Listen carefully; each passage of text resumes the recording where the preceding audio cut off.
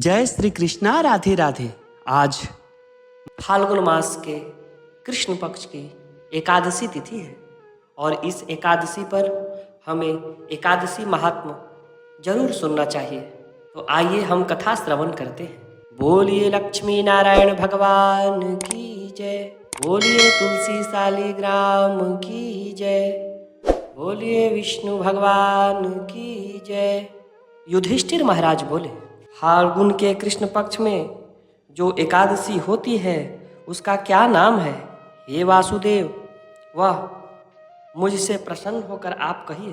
भगवान श्री कृष्ण बोले, हे राजन, फाल्गुन मास के कृष्ण पक्ष में जो एकादशी होती है उसका नाम विजया एकादशी है। व्रत करने वाले मनुष्य को सदा यह विजय और जय प्रदान करने वाली है। इसकी कथा तुमसे कहता हूँ। इसी प्रकार नारद मुनि द्वारा पूछे जाने पर पितामह बोले, हे नारद, सुनो, उत्कृष्ट पापों को हरने वाली कथा मैं तुमसे कहूँगा। यह व्रत परम पवित्र है और पाप को नाश करने वाला है। यह विजय का व्रत मैंने किसी से नहीं कहा है। यह विजया मनुष्य को जय देने वाली है। 14 वर्ष के लिए श्री रामचंद्र जी तपोवन को गए और सीता लक्ष्मी समेत पंचवटी में वास करने लगे। वहाँ बसते हुए उन महात्मा राम की सीता नाम की तपस्विनी स्त्री को रावण ने हर लिया। उस समय दुख से राम मोह को प्राप्त हुए और इधर उधर भटकने लगे।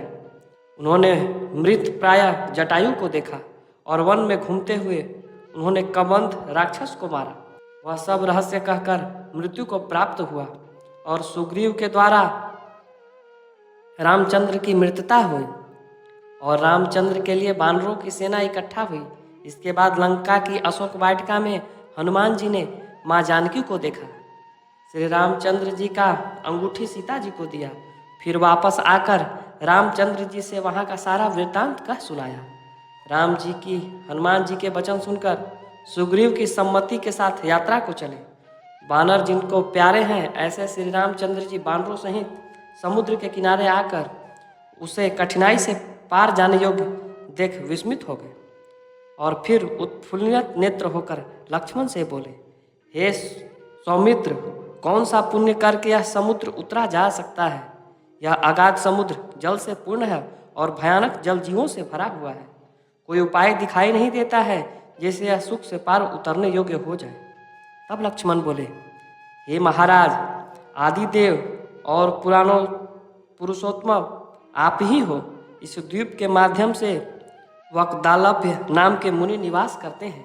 हे राघव, इस स्थान में 2 कोस पर उनका आश्रम है। हे रघुनंदन, उन मुनि से बहुत से ब्रह्मा को देखा है।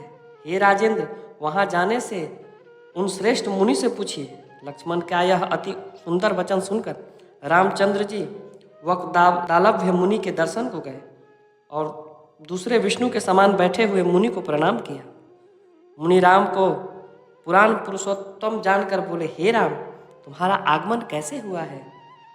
रामचंद्र बोले, हे विप्र, आपके प्रसाद से मैं लंका को जीतने के लिए सेना सहित समुद्र के किनारे आया हूँ। आपकी अनुकूलता से जिस प्रकार समुद्र उतर जाए, हे मुनि, सो कुछ उपाय बतलाइए। हे सुव्रत, आप प्रसन्न होइए। तब मुनि बोले, हे रामचंद्र, मैं सब व्रतों में उत्तम व्रत कहता हूँ जिसके करने से शीघ्र ही तुम्हें विजय प्राप्त होगी और राक्षस समेत लंका को जीतकर तुम बड़ी कृति प्राप्त करोगे। एकाग्र मन होकर के इस व्रत को सुनो। फाल्गुन के कृष्ण पक्ष में विजया नाम की एकादशी होती है।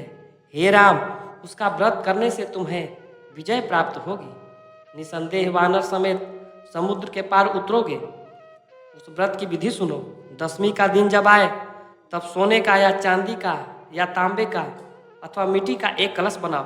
जल से भरे हुए पत्रों समेत शोभायमान उस कलश की स्थापना करें।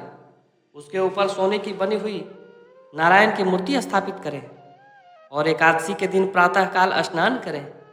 फिर चंदन माला आदि चढ़ा करके कुंभ को स्थापित करें। सप्तधान के ऊपर जौ रख कर कलश को स्थापित कर अनार तथा नारियल के विशेष कर उसका पूजन करें। हे राम, गंध, धूप, दीप, नाना प्रकार के नैवेद्यों से कुंभ के ऊपर जो स्थापित नारायण की मूर्ति है उसका भक्ति से पूजन करें और उस मूर्ति के आगे रात्रि में जागरण करें। फिर द्वादशी को सूर्य के उदय होने पर कुंभ को लेकर नदी में या झरने में या तालाब के जल में स्थापित करके यथाविधि पूजन करें। फिर कुंभ को देवता की प्रतिमा सहित वेद पाठी ब्राह्मण को दान कर दें। हे राजेंद्र, कुंभ के साथ महादान को दें। हे राम, इस विधि से अपने यूथप अर्थात सेना के अधिकारियों सहित यत्न से व्रत करो, तुम्हारी विजय अवश्य होगी। मुनि के वचन को सुनकर राम जी ने विजया एकादशी का व्रत किया और व्रत करने से श्री रघुनंदन विजयी प्राप्त हुए। हे राजन, जो मनुष्य विधि से इस व्रत को करेंगे उनकी इस लोक तथा परलोक में जय की प्राप्ति होगी।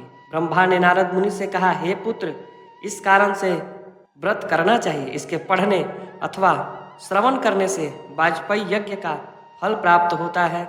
इस प्रकार फाल्गुन मास के कृष्ण पक्ष की एकादशी का व्रत कथा समाप्त हुआ।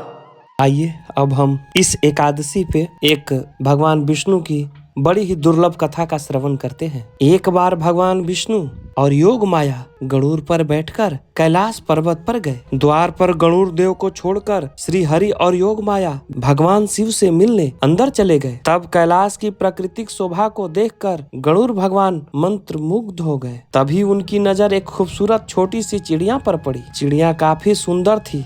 गरुड़ जी का सारा ध्यान उस सुंदर चिड़िया की तरफ आकर्षित होने लगे। उसी समय कैलाश पर यमराज पधारे और अंदर जाने से पहले उन्होंने उस छोटे से पक्षी को आश्चर्य की दृष्टि से देखा। गरुड़ समझ गया कि उस चिड़िया का अंत निकट है और यमदेव कैलाश से निकलते ही उसे अपने साथ यमलोक ले जाएंगे। गरुड़ जी को बहुत ही दया आ गई। इतनी छोटी सी और सुंदर चिड़िया को मरता हुआ नहीं देख सकते थे, इसीलिए उन्होंने उसे अपने पंजे में दबाया और कैलाश से हजारों कोस दूर एक जंगल में चट्टान के ऊपर जाकर छोड़ दिया और खुद वापस कैलाश पर आ गए।